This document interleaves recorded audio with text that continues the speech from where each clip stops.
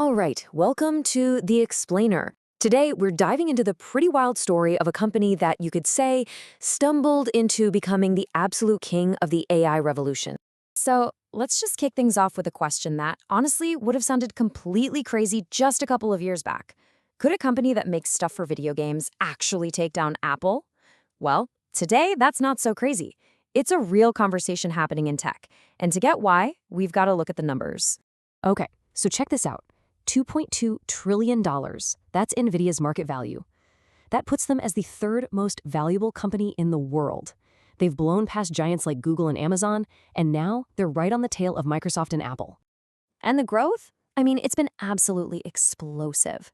If you had the foresight to invest in Nvidia just 5 years ago, your money would have grown by nearly 10 times. A 10x return. That's the kind of insane surge that makes everybody sit up and pay attention. But hold on, before you go and log into your brokerage account, you really need to understand the giant risk that's hiding behind all this success. There's this one huge fear, a vulnerability that could, well, change the entire game for them. We have to look at the whole picture here. So, how on earth did a company famous for video games get to this point? That brings us to the story of their accidental empire. Seriously, it's a tale of decades focusing on one thing and then getting hit with a massive dose of pure dumb luck. You see, for almost 30 years, since they started back in '93, Nvidia was really just a gaming company. That was their identity. Their whole business was built around making one product for one purpose, making video games look absolutely incredible. And that one product was the GPU. So the GPU, or graphical processing unit, it's a specialized kind of chip. And to really get why it's such a big deal right now, you gotta understand how it's different from its more famous cousin, the CPU. Okay, here's a super simple way to think about it. Your computer's main brain, the CPU, it's like having a couple of really, really strong workers. They're awesome at tackling one big, complicated job at a time. A GPU, though, is totally different. It's like having a massive army of fast, but not so strong workers. They can't lift a car, but they can handle thousands of tiny, simple tasks all at once. And this is where the luck comes in. It turns out that the math behind making a video game look good, calculating light, color, and position for millions of tiny pixels at the same time, is basically the exact same kind of work you need to do to train an AI model. They both need to do millions of simple things all at once. So Nvidia, without even realizing it, had built the perfect engine for the AI revolution.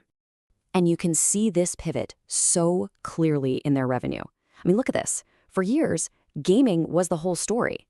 But then, as AI started to take off, their data center business, which is basically their AI business, just exploded. It completely dwarfed their original gaming business and shot the company into another galaxy. Now, this happy accident didn't just make Nvidia a rich company. Oh no, it made them essential, indispensable. It completely flipped their role in the tech world, turning them into what people now call the ultimate shovel seller. And the gold rush analogy is honestly perfect here. Right now, every single tech company is in a mad dash, trying to strike it rich with AI gold. But Nvidia? They're not digging for gold themselves. Nope. They're the ones selling all the picks and shovels. And you can't even start digging without them.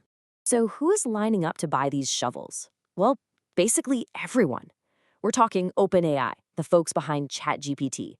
We're talking Google, Tesla, even NASA. They have become, quite literally, the company behind the companies. They're the engine powering the AI dreams of pretty much every big name out there. And all of this has given them a market position that is just staggering. Get this, Nvidia controls over 90% of the market for these critical AI chips. Their closest competitor, AMD, they're just a tiny little blip. This is a level of dominance you almost never see in any industry. And what happens when you have that kind of near monopoly? Well, you get to name your price. It's estimated that Nvidia sells its high-end AI chips for something like 10 times what they cost to produce. Think about that. The profit margins are just astronomical. Okay, so it sounds like a perfect, unstoppable story, right? But remember what we said at the beginning? This is where it gets a little tricky. We have to ask the big question. Are we in an AI bubble? What if all of this is just too good to be true? And what could make it all come crashing down? It really boils down to two huge risks that could end Nvidia's reign at the top. The first one has to do with how their chips are actually made, and the second is about how the whole world of AI is starting to change. Okay, risk number one. Nvidia designs these incredible, world-changing chips, but they don't actually make them. All of their cutting-edge manufacturing is done by one single company, TSMC, in Taiwan. That creates what you'd call a massive single point of failure. And yeah, a huge geopolitical risk all focused on one tiny island. The second risk is a bit more subtle, but it's just as important. The whole AI industry is shifting. It's moving from what we call the training phase to the inference phase. Now, training is like sending an AI to college. It's super intensive, needs tons of data, and absurd amounts of computing power. That's where NVIDIA's most expensive chips are the undisputed kings. But inference, that's when the AI has graduated and is just doing its job, like answering your prompts. It needs way less power. And that means NVIDIA's priciest chips might be overkill, which could open the door for cheaper, more efficient competitors to come in and steal a big piece of the pie. So you've got this potential market shift, plus these sky-high stock prices, and it's making some very serious people nervous. You've got guys like Mark Rowan, the CEO of Apollo, coming out and giving some pretty stark warnings. He's even comparing the hype around AI today to the dot-com bubble. And it's not just talk either. We're seeing some big moves. Cathie Wood, a really influential tech investor from ARK Invest, has actually started selling off some of her firm's shares in both Nvidia and TSMC. Her reasoning? She basically thinks that the expectations for AI have gotten way too crazy, way too fast. So that's where we're at. It all comes down to this. You have a company with unbelievable dominance, a company that got here through a stroke of incredible luck. But at the same time, it's facing these major supply chain risks and a changing market that could chip away at its biggest advantage.